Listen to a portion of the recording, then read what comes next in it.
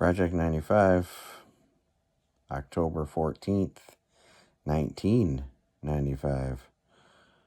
Austin Music Hall. I mentioned this before. This was like a dance club or something. It was just a big room. I don't even think there were seats, or maybe on the sides. There's a bar in the back, stage in the front, just like dance floor, pretty much.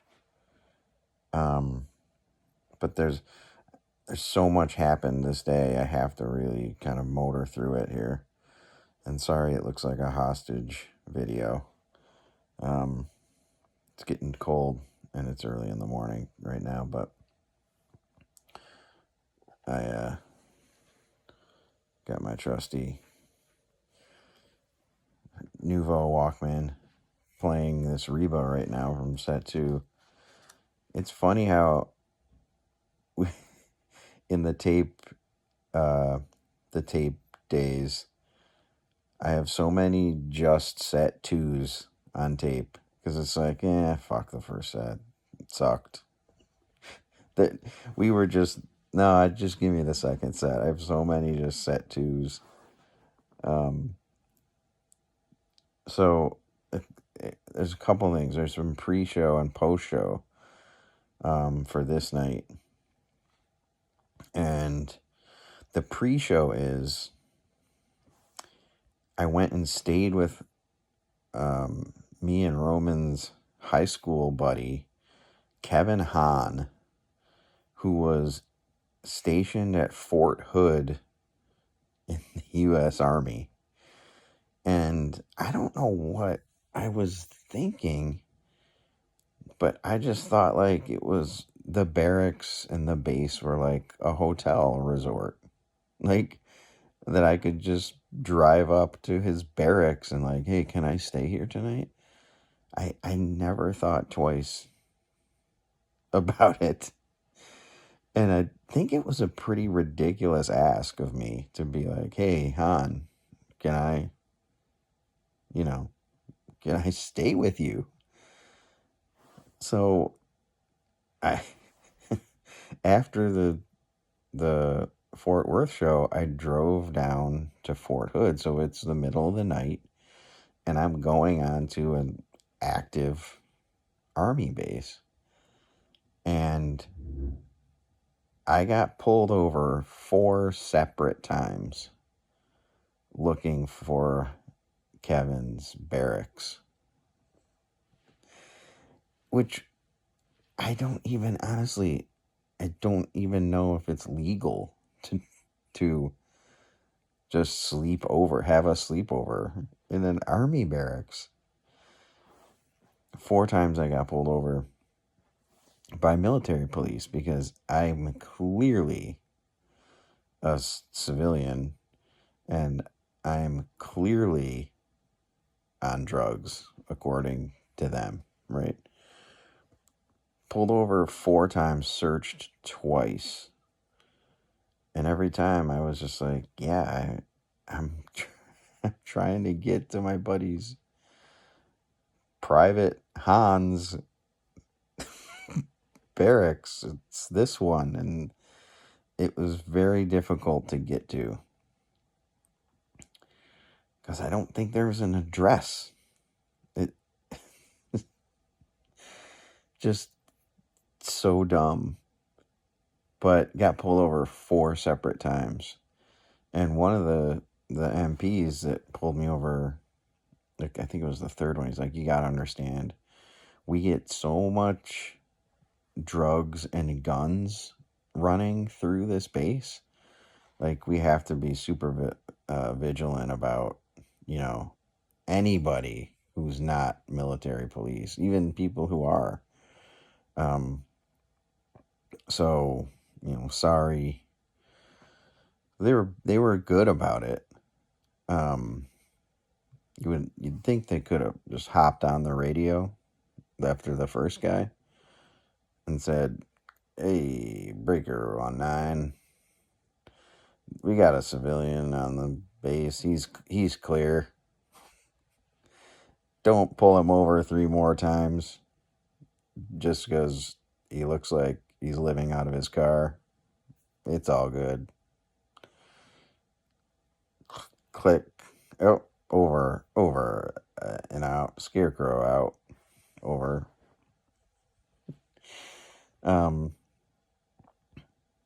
So I have vague memories of the actual. I finally got to his barracks. I remember. I feel like I had to be quiet, and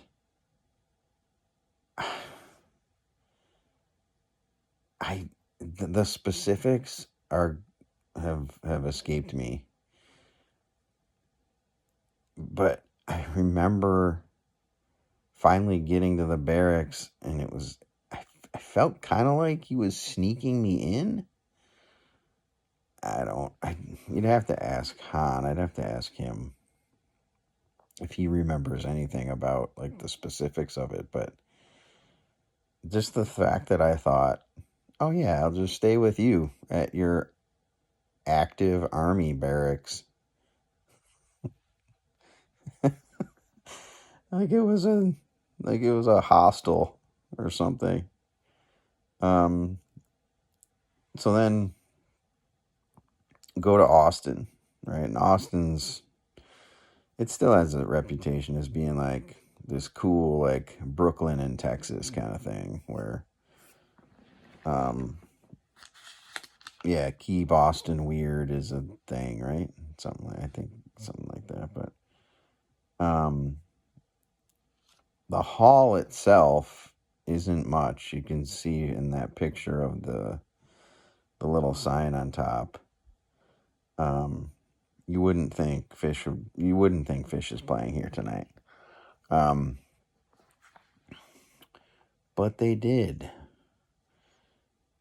And it was a doozy. Because, as you can see, second set, Medeski, Martin, and Wood come out and join them on just a chaotic YEM. You can imagine how chaotic this YEM gets. But I just remember camping out over on Page side the first night, because they did 2 nights at Austin Music Hall. I remember camping out over there. It just had this really, just a different energy in the room, because it was this club vibe. Not that they played a bunch of disco or anything, but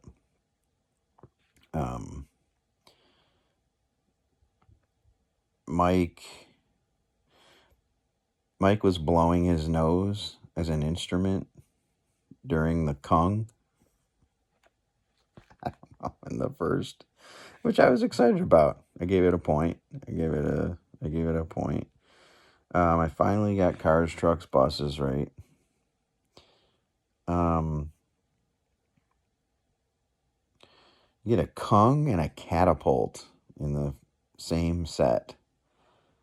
That's pretty interesting. Runaway Jim, Closer, Tila in there. It's a really eclectic first set when you look at it. This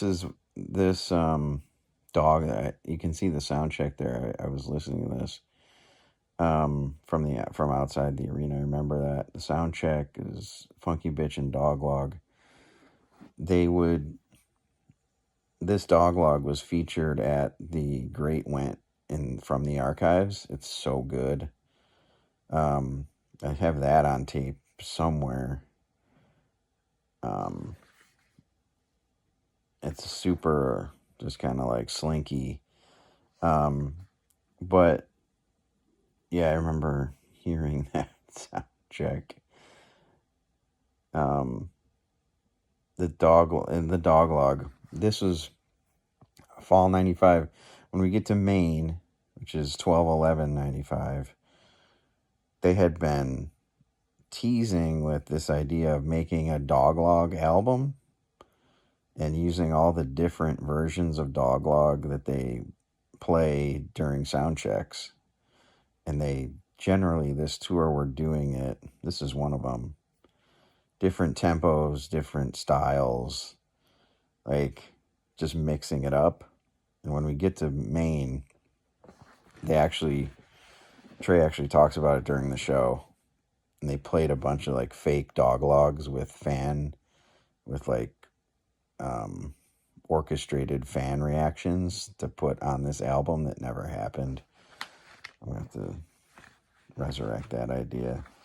But this night was all about Medeski. The second set is a screamer. I mean, it's Reba Rift, YEM, Ragtime Gal, Son of a Mule, Cavern, Day in the Life Encore.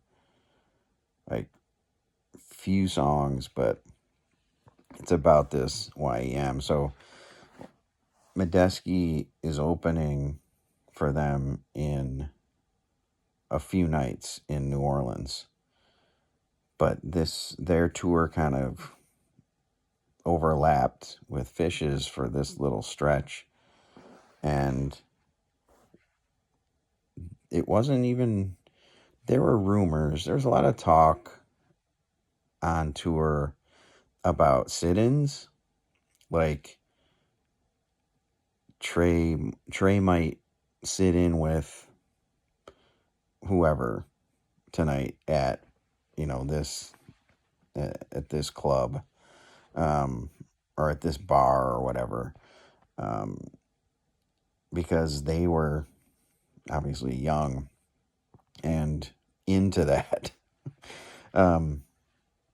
into continuing to rage long past their encore. But the Reba is blissful. It's a blissful Reba. It's unfinished. I don't know if you knew that. So my notes for YEM say, with Medeski, Martin, and Wood, Dimitri, who I want to say is like their bus driver or something, came out.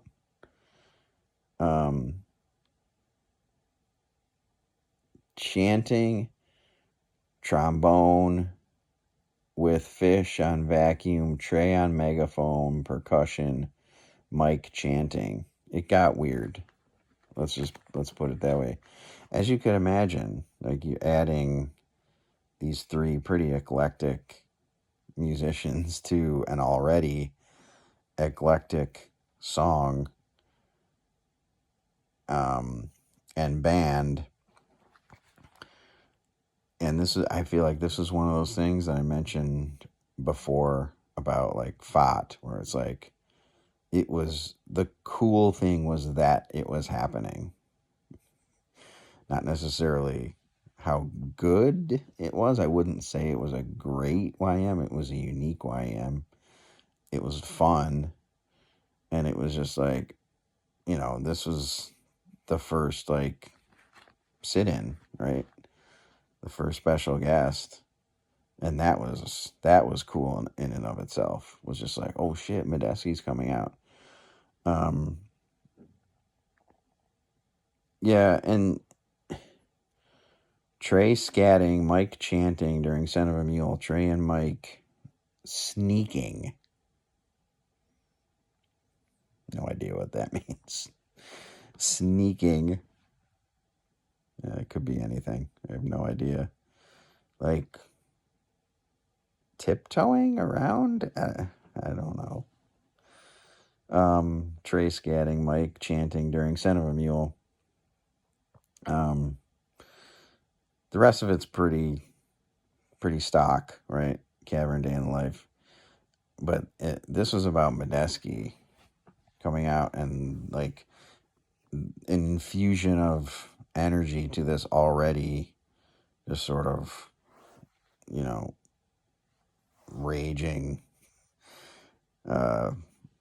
raging ball of light that was the band. But the bigger Um, I got Cars, Trucks, Buses right. The bigger story was post show. Medeski was playing at Emo's in Austin, downtown Austin, which is, at the time at least, was one of the hot rock clubs, I guess. And there were big rumors that Trey was going to sit in. So I made my way over there. And it was packed. Like, you couldn't even get in. Like, the room was at capacity. It was probably above capacity. And Medeski comes out, and it's like there's crowds outside all the doors, like trying to look in. So there's the front door has a huge crowd of people just kind of, doing this, craning their necks to see in. And then down in this alley, this one of the side doors, which was like, this was a way better view, by the way, of kind of stage right was open. They obviously had a bouncer there, but there was a huge crowd of people around that door, just dancing out. Yeah. So I got close enough to the door to basically see in and see most of the stage, but I saw Trey and Billy and I could see Trey, I could see Billy, I could see Medeski, and it was just it's so good. I have the tapes of that, as a matter of fact, but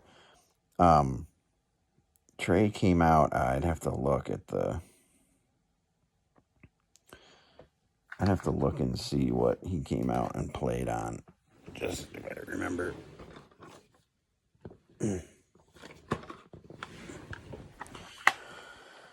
Trey came out and absolutely just destroyed. Is there anybody here who loves my Jesus?